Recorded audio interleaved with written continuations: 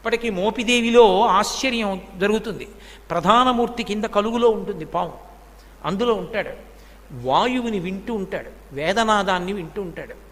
మంత్రాలు చదివేటప్పుడు దోషం ఎక్కువ వచ్చిందనుకోండి, స్వరంలో దోషం, కోపం వచ్చేస్తుంది. ఎవరిని ఏం చేయడు, కోపం వచ్చి అలుగుతాడు. అలిగి కలుగులోంచి బయటికి వచ్చేస్తాడు. బయటికి వచ్చేసి ఎదురుకుండా తొట్టు ఉంటుంది, అందులోకి పోయి పడుకుంటాడు. నేను లోపల ఉండనంటాడు. నాదం తప్పు వస్తోంది, స్వరం తప్పు వస్తోంది, నేను విన్నా మంత్రం అంటాడు. అప్పుడు వచ్చి మళ్ళీ స్వరంతో చదువుతారు మంత్రం. చదివి తప్పు అయిపోయిందయా, క్షమించు, నీ యథాస్థానాన్ని చేరమని అడుగుతారు. అప్పుడు ఒకసారి మళ్ళీ ఆ బుట్టలోంచి పైకి లేచి మళ్ళీ వెళ్ళిపోతాడు.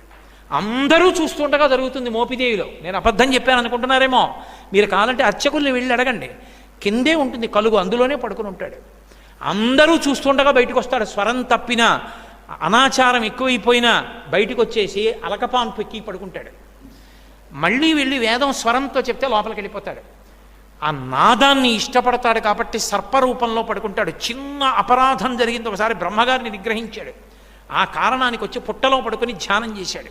అగస్త్యుల వారు కనిపెట్టారు. అది మోపిదేవి క్షేత్రం, కృష్ణా జిల్లా.